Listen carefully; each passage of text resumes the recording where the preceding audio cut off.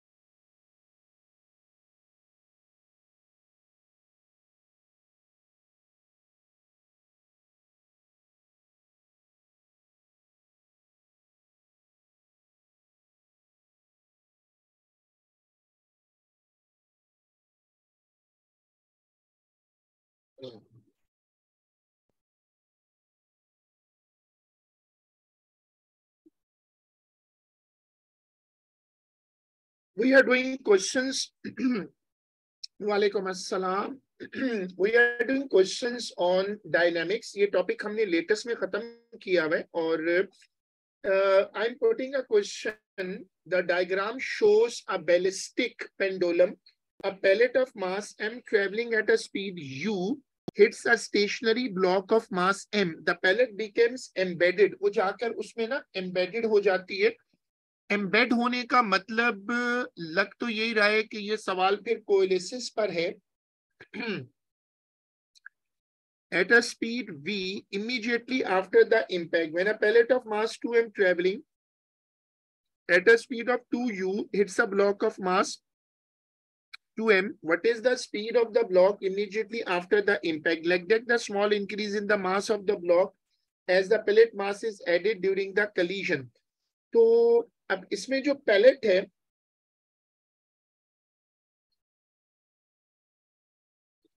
ये जो सवाल है ये कोएलिसिस पर है. कोएलिसिस का फॉर्मूला नोट कर लो. m1u1 plus m2u2 is equal to m1 plus m2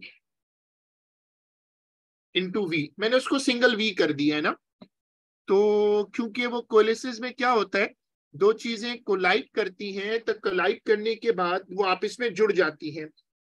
A pellet of mass m traveling at a speed. अब इसमें कहता है वो स्टेशनरी ब्लॉक है. जो ब्लॉक है वो स्टेशनरी है.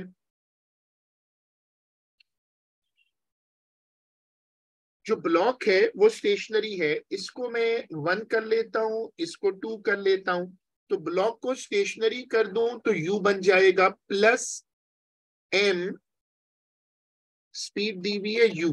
साथ साथ मेरी वर्किंग करते जाइएगा।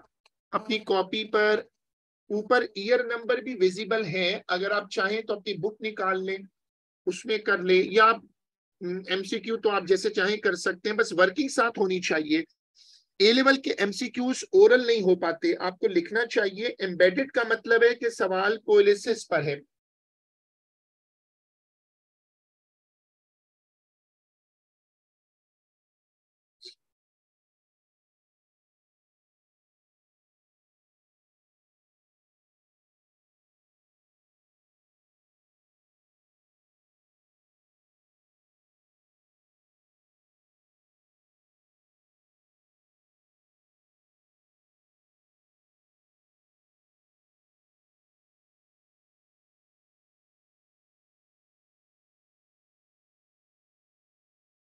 अब इसमें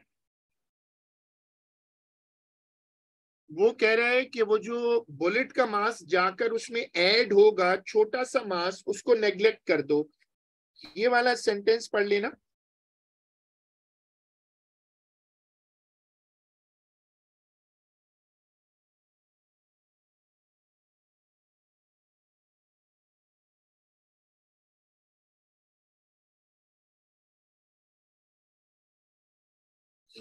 ये पहली क्वेश्चन बन गई। फिर उसने मास ना 2m कर दिया, ट्रेवलिंग एट अ स्पीड। वालेकुम अस्सलाम। ट्रेवलिंग जो है ना, मास वो 2m कर दिया, स्पीड 2u कर दी है। इसमें तो आज तो पेपर 1 कर रहे हैं अमतुल, हम आज पेपर 1 कर रहे हैं, तो पेज नंबर तो आपको अपना देखना पड़ेगा। मतलब एमसीक्यू है ना, तो एमसीक्यू का ईयर नंबर ऊपर आ रहा है। तो आपसे स्क्रीन शेयर हो रही है, आप चाहो तो स्क्रीन पर ही हमारे साथ सॉल्व कर लो, या अगर आप बुक है तो इस वक्त हम कर रहे हैं नवंबर 20 का पेपर 1-2 क्वेश्चन 11। चलो आगे चलाओ। उसने ना बदल दिया, मास 2m कर दिया, स्पीड 2u कर दी। तो अब वो तो अभी भी स्टेशनरी है ब्लॉक, तो पहले मैं 0 प्लस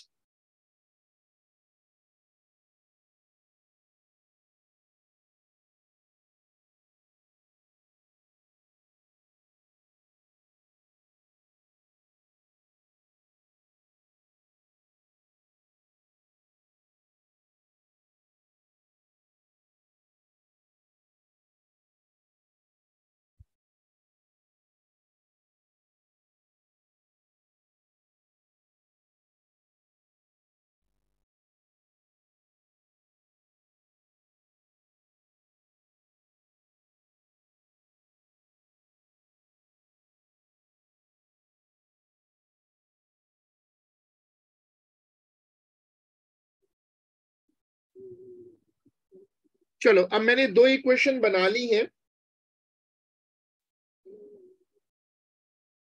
और उसने बोला है कि आप ना नेग्लेक्ट कर देना मास के इंक्रीज को। निकालना क्या आपको, आपको निकालना है v प्राइम। मैंने दो इक्वेशन आपके लिए बना दी है, मैंने आपके लिए दो इक्वेशन बना दी हैं, आप मुझे v प्राइम निकाल दो।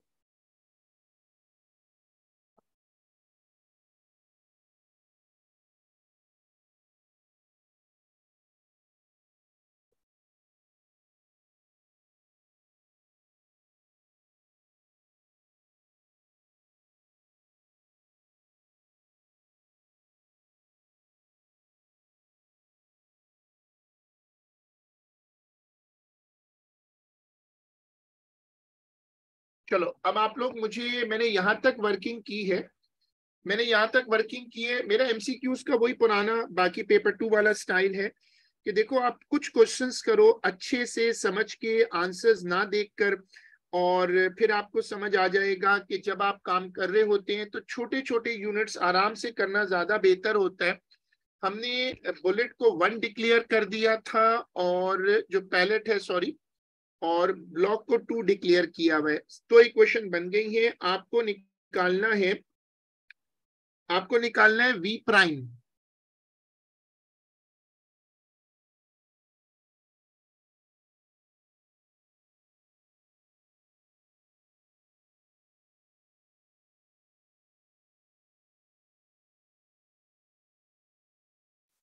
इसमें करेक्शन कर लेता हूँ, क्योंकि शुरू में जो ब्लॉक है वो स्टेशनरी है। पहले मास था m, ये m है, सही।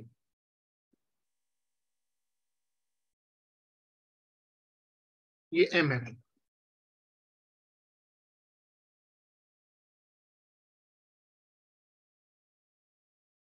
हमें निकालना है v प्राइम।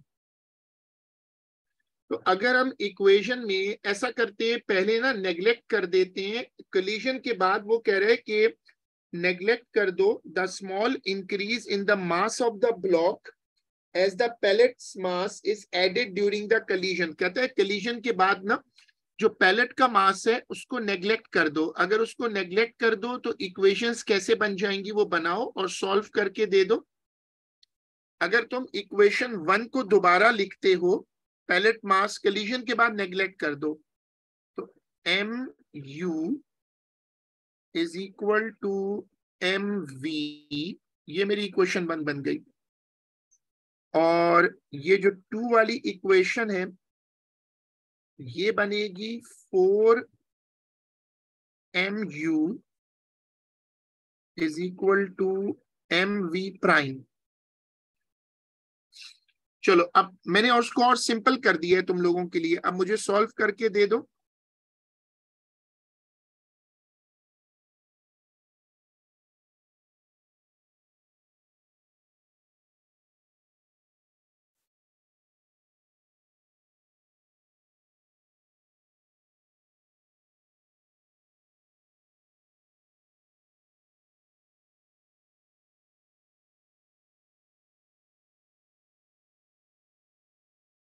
जो नया वाला ब्लॉक है, जो नया वाला ब्लॉक है उसका मास है 2m।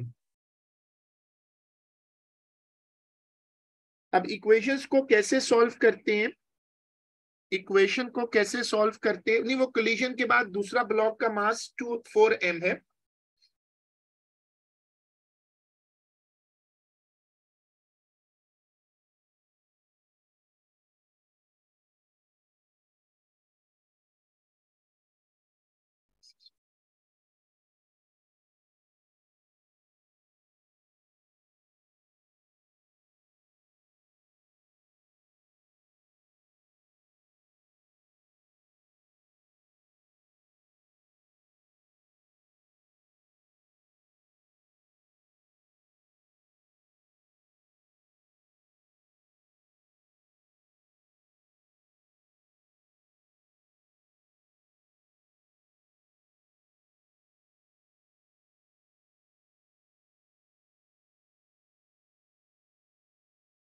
m और m कटेगा, u कट जाएगा, और अब मुझे निकालना है v प्राइम। 4 और 2, 4 और 2 भी कटेगा।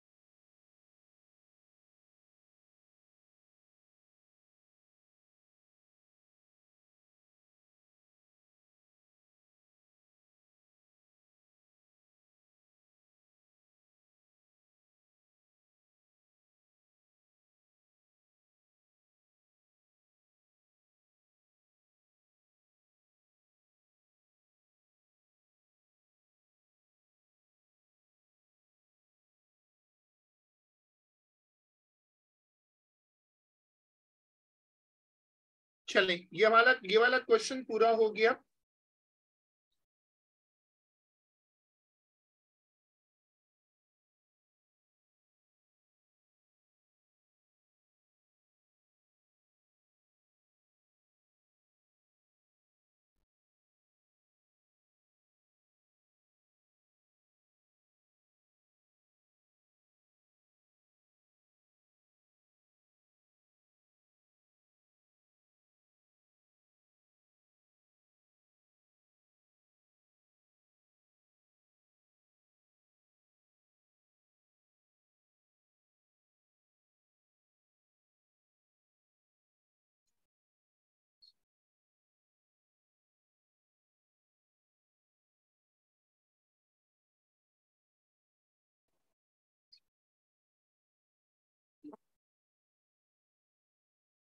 An object, now I'm doing this question.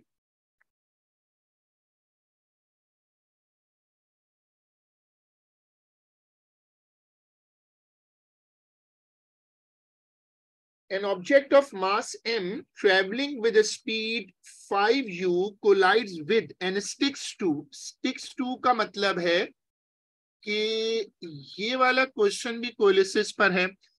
An object of mass 5m in the same direction. What is the speed with which? हाँ, कोलिसिस है.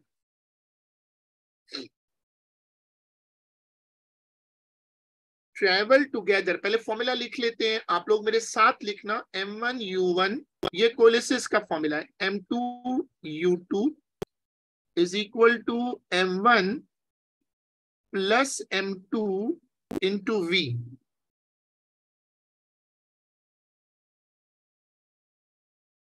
अब आपके पास सारा डेटा मौजूद है. आप इसको 1 डिक्लेयर कर दो, इसको 2. अब पुट करते जाओ.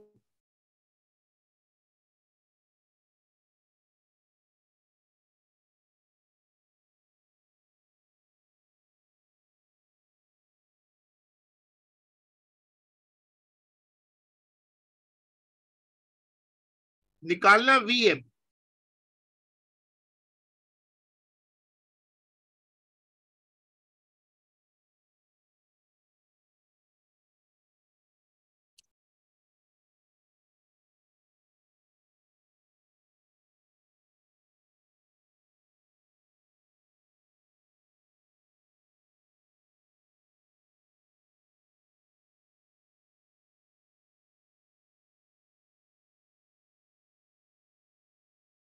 चलो, अब वर्किंग मैंने कर दी है. अब आंसर मैच करो.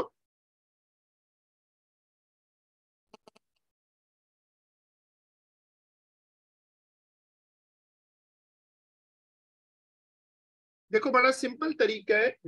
एमसीक्यूज जो है वो ए लेवल के बहुत चैलेंजिंग होते हैं. और आप, अगर आप इसको सोच कर करने की कोशिश करेंगे, जैसे ओ लेवल के हो जाते हैं ना, कभी इनी मिनी करके भी हो जाते हैं, एलिमिनेशन से भी हो जाते हैं. ए लेवल के एमसीक्यूज प्रॉपर क्वेश्चन होते हैं और उनको बड़े एहतियात से करना पड़ता है. अब देखो, ये क्वेश्चन आ रहा है, इसका साइज देखो. तो ये तो पूरी, मतलब पूरी कहानी लिखी होती है ना. तो अब इसमें पढ़ो. 2 balls, 1 of mass 2m and 1 of mass m.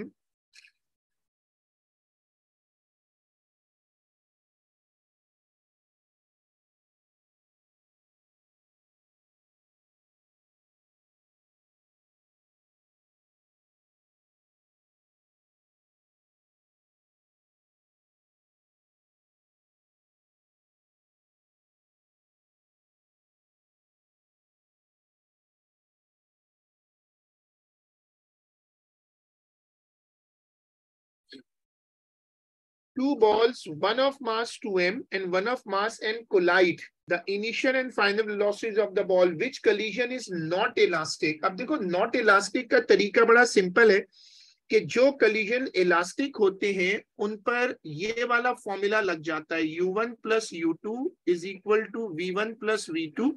लेकिन ये याद रखना होगा कि ये है relative speed का फॉर्मूला. जो रिलेटिव स्पीड होती है उसका कॉन्सेप्ट याद रखो कि उसमें प्लस माइनस नहीं लेते. उसका रूल याद रखो कि arrows in the same direction are subtracted and arrows in opposite direction are added.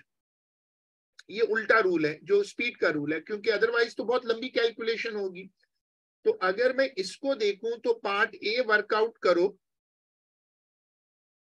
Arrows in the same direction are subtracted, तो इनको मैं सब्ट्रैक्ट करूंगा तो ये आएगा 3. यहां पर ये भी 3 आ गया. तो पहला पार्ट तो सूट कर रहा है, लगता ही है. ए लेवल में एहतियातन बाकी पार्ट्स को भी चेक कर लेना चाहिए, हो सकता है कि वो धोखा दे रहा हो, क्योंकि मास का फर्क है.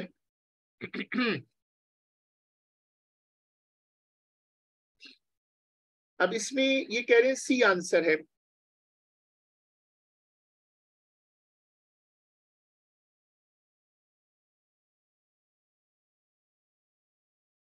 अब इसमें देखो सी कैसे आंसर होगा.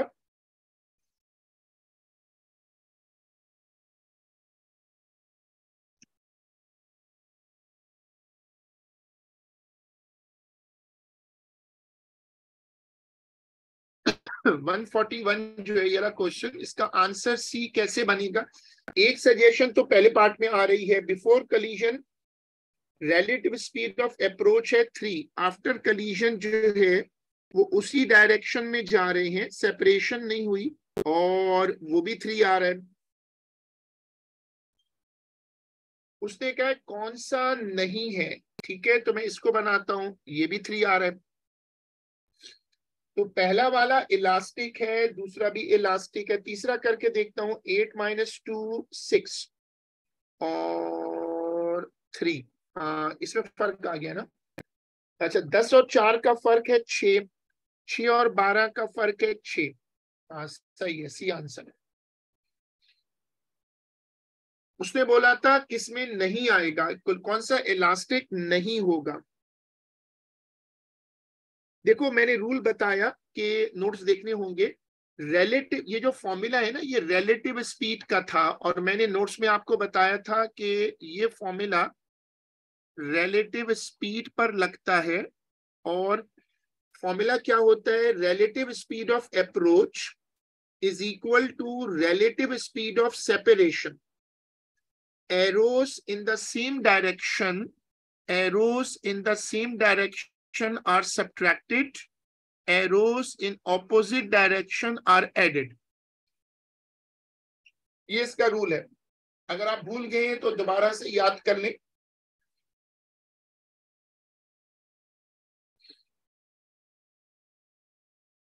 Doing now 140 number here in this sheet.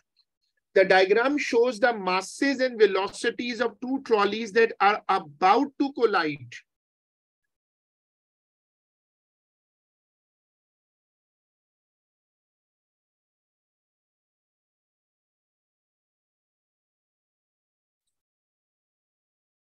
अब देखो लिखा हुआ है मूव ऑफ टुगेदर, इसका मतलब है सवाल कोएलिसिस पर है। अब यहां पर टेक्निकल मसला आ रहा है, काइनेटिक एनर्जी लॉस्ट। लॉस कैसे निकलता है, उसके लिए आपको करना ये पड़ेगा कि बिफोर कलीजन काइनेटिक एनर्जी का टोटल और आफ्टर कलीजन काइनेटिक एनर्जी का टोटल निकाल के माइनस करना पड़ेगा, दोनों को माइनस करना होगा।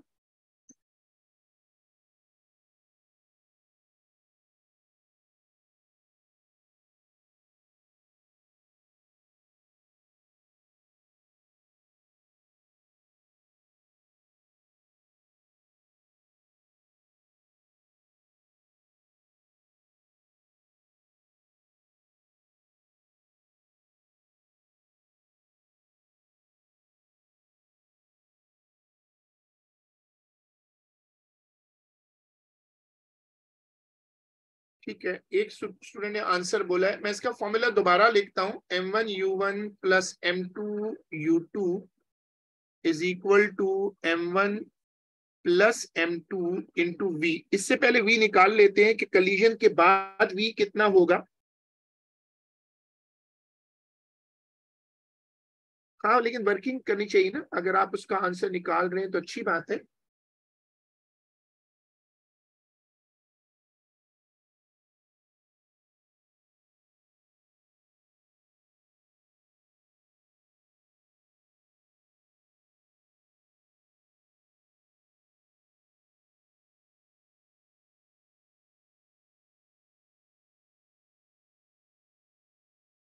कलीजन के बाद वेलोसिटी आ रही है 2।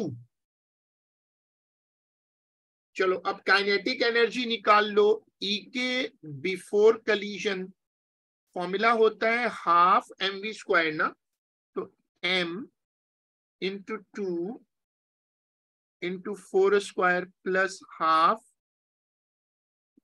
इंटू 4 इंटू 1 स्क्वायर, इससे निकल आएगा ई के 1। कलीजन के बाद तो दोनों आपस में जुड़ गए थे,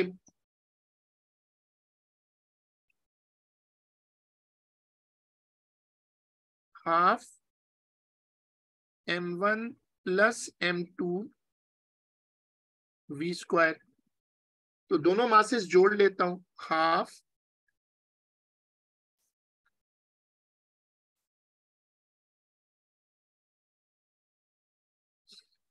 काइनेटिक एनर्जी आफ्टर कलीजन निकालो।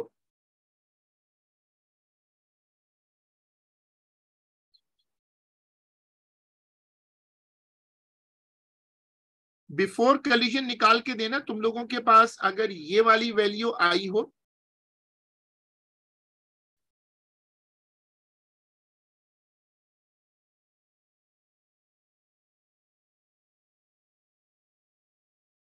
What is EK1? 16, 18, तो अलग अलग आंसर कैसे आ रहे? 16 या 18 है। 16 2 कट जाएगा, 16 प्लस 2 18 आ रहा है। अब 18 और 12 को माइनस कर दो तो चेंज निकल आएगा।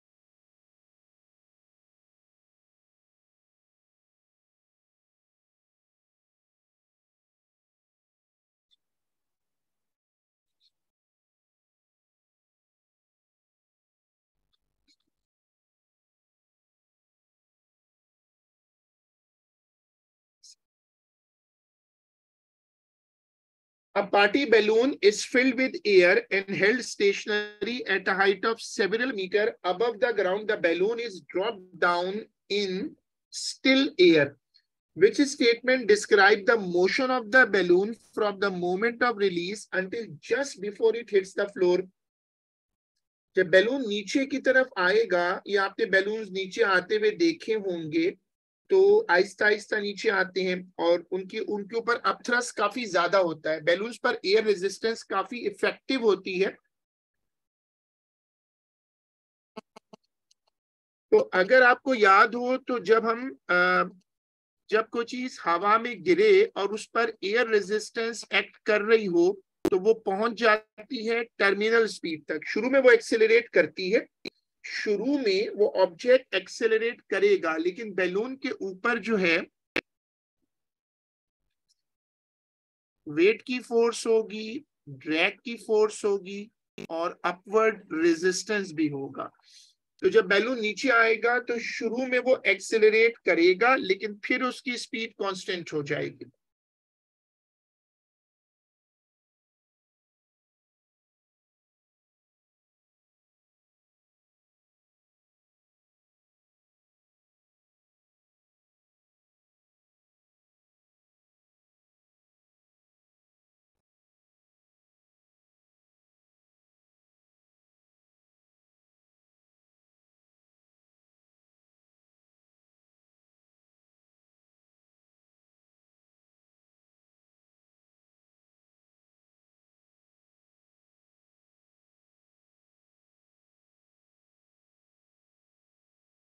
नहीं, ये एक ही पेपर नहीं है, ये 1312 के वेरिएंट्स हैं। Sorry, this application is crashing again and again. असल में ये एक पेपर नहीं है, ये पेपर के वेरिएंट्स हैं। पेपर में तो ज़ाहिर है एक टॉपिक पे इतने सारे क्वेश्चन नहीं होते, 40 क्वेश्चन पे पूरा कोर्स कवर करना होता है। एक साल में 3 पेपर, एक सेशन में 3 पेपर 1 बनते हैं ना, तो वो अपने सारे शौक पूरे करता है। इतने सारे पेपर बनते हैं, उसमें सिलेबस का मसला नहीं आता।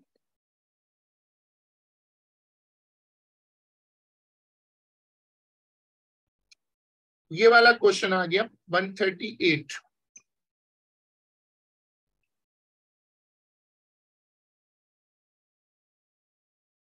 An object falls from a tall building. The graph shows how the velocity of the object changes with time. ऊपर जाते हुए बड़ा मशहूर सा ग्राफ है. ऊपर जाते हुए वेलोसिटी, ये जो पार्ट है ना ये वाला, यहाँ वेलोसिटी इंक्रीज कर रही है at a decreasing rate. Velocity is increasing at a decreasing rate. यहां आकर यहां पहुंच के वेलोसिटी कांस्टेंट हो गई. That is the all time famous terminal velocity.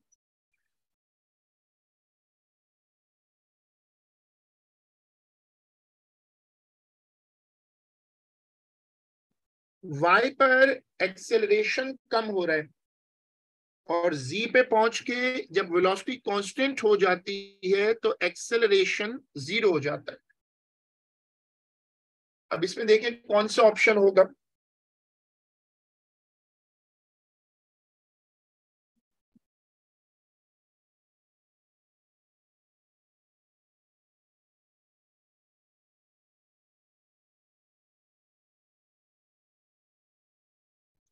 ये सवाल ए लेवल के सबसे मशहूर जो क्वेश्चंस है ना उनमें शामिल है. Terminal velocity comes every year and this is one of the most famous concept to be asked in the paper. The concept says that when something is falling through air and the air resistance is considerable, the object initially increases its velocity but at a decreasing rate. So acceleration is decreasing, velocity is increasing. After a time when the drag force balances the weight, object reaches constant velocity, terminal velocity, and acceleration becomes 0.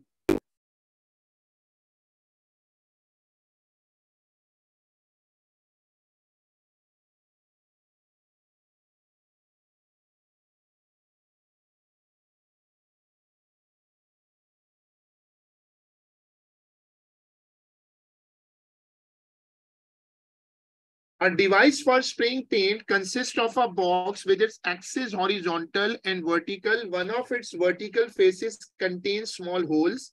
Paint is fed into the box under pressure via a vertical tube and exits through the holes as fine streams moving horizontally. The paint is ejected at a speed of 2.5 meters per second through 400 holes, each of area 0.4. The density of the paint is this. What is the horizontal force required to hold the device stationary? ये वो momentum वाला case है ना, 400 whole है तो her whole में से paint निकल रहा है.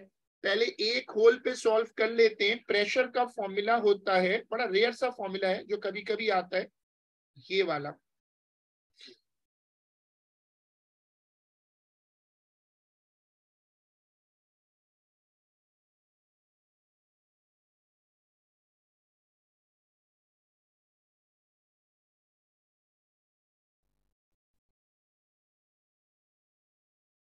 इसे रख के पहले प्रेशर निकाल दो मुझे, फिर प्रेशर का ओ लेवल वाला फॉर्मूला कॉल कर लेता हूं. Force upon area, force is equal to pressure into area.